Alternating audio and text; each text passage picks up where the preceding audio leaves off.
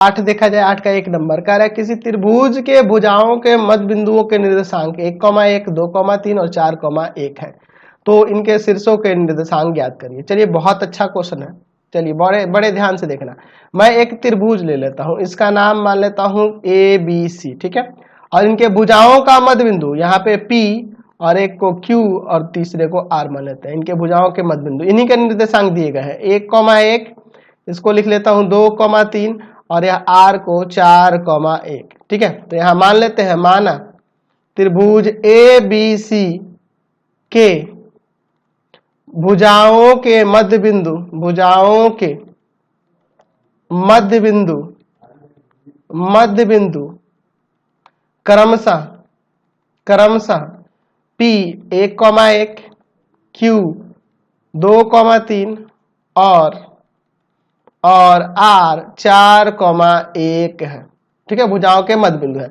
अच्छा मान लेते हैं, माना त्रिभुज ABC में A का निर्देशांक x1, y1, B का निर्देशांक x2, y2 और C का निर्देशांक x3, y3 है, ठीक है। यह हो गया आपका x1, y1, यह हो जाएगा x2, y2 और C को हम लोग क्या ले लिए, x3, y3। चलिए अब ध्यान से देखो, चूंकि आप कह सकते हो कि P AB का मध्य बिंदु है, AB का मध्य बिंदु है, P जो है AB का मध्य बिंदु है, तो मैं यहाँ पर अब देखूं मध्य बिंदु सूत्र से, तो फॉर्मूला बन जाएगा x1 प्लस x2 बटा 2 और y1 प्लस y2 बटा 2 बराबर 1,1। यही ना है आपका मध्य बिंदु, x1 plus 2/2, y1 plus y2 by 2। चलिए इसको इसके बराबर करते हैं और इसको y वाले को y वाले के, x वाले को x वाले के, दोनों नियामक को बराबर करते हैं। तो x1 प्लस x2 by 2 बराबर 1 और y1 प्लस y2 by 2 बराबर में 1। यानी कि यहां से देखो क्या हो जाएगा, ये जाकर उधर गुना करेगा, तो x1 प्लस x2 बराबर में 2 पहला समीकरण और y1 प्लस y2 बराबर में 2, यह हम लोग दूसरा समीकरण ले लिए, 2 समीकरण हो गया। उसी प्रकार से मैं दोबारा यहाँ देख रहा हूं कि Q जो है आपका BC का मध्य बिंदु है, चूंकि Q BC का मध्य बिंदु है, तो यहाँ भी मध्य बिंदु सूत्र से हो जाएगा x2 प्लस x3 बटा 2 और y2 प्लस y3 बटा 2 बराबर 2,3। यहाँ भी अलग अलग करोगे तो मैं डायरेक्ट लिख देता हूँ, यह जाके इससे गुना करेगा तो हो जाएगा आपका x2 प्लस x3 बराबर में 4। मैंने क्या किया, इसको इसके बराबर किया और ये जाके उधर गुना करेगा, मैंने डायरेक्ट लिख दिया, ठीक है, इसको समीकरण 3।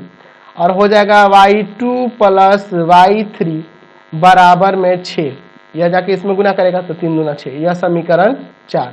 उसी प्रकार से मैं देख रहा हूं कि RAC का मध्य बिंदु है, यहाँ पे लिखता हूं कि चूंकि RAC का मध्य बिंदु है, तो यहां से क्या हो जाएगा, आपका हो जाएगा x1 प्लस x3 by 2 और y1 प्लस y3 by 2 बराबर में 4,1 हो जाएगा ना। चलिए लिख देता हूं मैं x1 प्लस x3 बटा 2 और y1 प्लस y3 बटा 2 बराबर 4,1। यहाँ से भी अलग अलग करोगे तो मैं यहाँ डायरेक्ट लिख देता हूँ x1 प्लस x3 बराबर में 4 दूना 8 हो जाएगा आपका पांचवा समीकरण, और हो जाएगा y1 प्लस y3 बराबर में 2 एकम 2, यहाँ पे यह आपका छठा समीकरण। अब देखो यहाँ पे मैं सॉल्व करता हूँ, x1 x2 x3 का वैल्यू निकालना होगा, y1 y2 y3 का वैल्यू निकालना होगा। तो समीकरण 1 तथा 2 को जोड़ने 1 तथा 3 को जोड़ने, 1 तथा 3 को जोड़ने और समीकरण 5 को घटाने पर, बात को समझिए। यहाँ हम लोग 1 और 3 को जोड़ रहे हैं, ध्यान से देख रहे हैं, 1 और 3 को जोड़ रहे हैं और 5 को घटा रहे हैं, मतलब कि x1 x2 x3 वाले समीकरण जो है ना उनको एक साथ लेंगे, उसी तरह इनको भी बाद में देखेंगे। तो पहले हम लोग क्या किए कि ये x1 x2 वाला और यहाँ x2 x3 वाला, इन दोनों को जोड़ रहे हैं, समीकरण 1 और 3 को जोड़ रहे हैं, उसमें से समीकरण 5 को घटा रहे हैं। वो यहाँ से आपका हो जाएगा x1 प्लस x2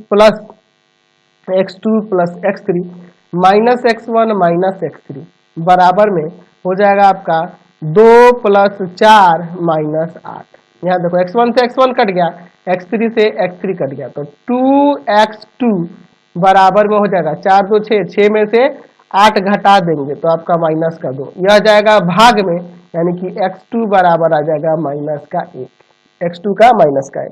तो x2 का मान समीकरण 1 में रखते हैं, तो समीकरण 1 से देखो आपका x1 प्लस x2 बराबर 2 है ना, x1 प्लस x2 बराबर 2, तो यहाँ मैं x2 के जगह -1 रख देता हूँ, तो x1 प्लस का -1 बराबर में 2, ये उधर जाकर प्लस का हो जाएगा, यानी कि x1 बराबर में आ जाएगा 3, ये जाकर उधर जुड़ जाएगा ना, ठीक है। तो x1 का 3 आ गया।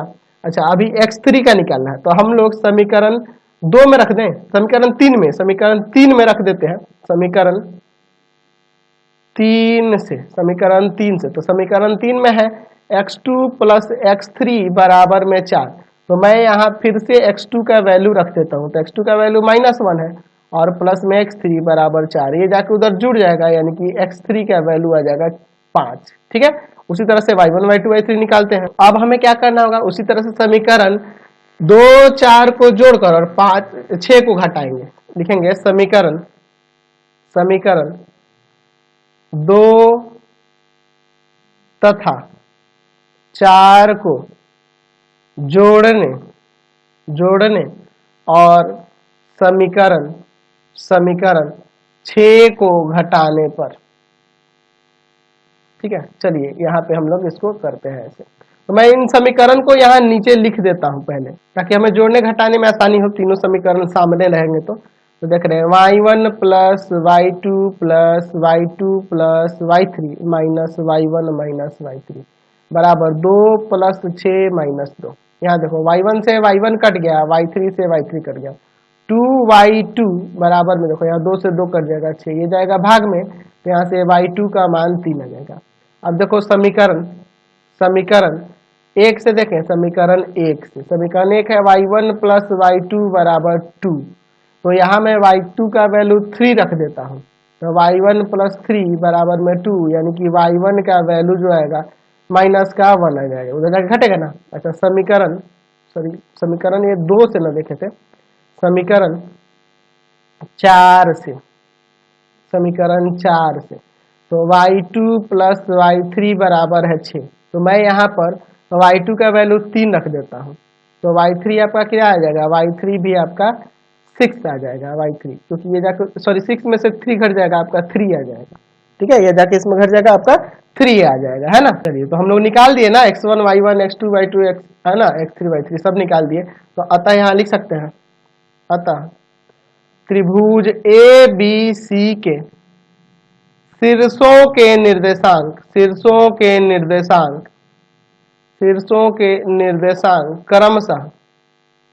क्रमशः देखो आपका क्या है, x1 का वैल्यू है आपके पास 3, x1 का वैल्यू है 3 और x1 का वैल्यू है 3 और y1 का वैल्यू है -1, तो 3 -1। अच्छा, x2 का वैल्यू, तो x2 का वैल्यू यहाँ -1 है और यहाँ पे y2 का वैल्यू जो है, y2 का वैल्यू 3 है, तो -1, 3, ठीक है। अच्छा, x3 का वैल्यू 5 है और y3 का वैल्यू 3 है ना, तो यहाँ और 5, 3 है। चलिए, ये हमने निकाल दिया, समझ गए। 1 नंबर में भी बाकी 2 क्वेश्चन सेम ही है, थोड़ा लंबा है, उसको आप लोग बनाना, मैं सारा बनाऊंगा तो फिर तो होते ही रह जाएगा यार। क्वेश्चन नंबर 9 देखो क्या कह रहा है, क्वेश्चन में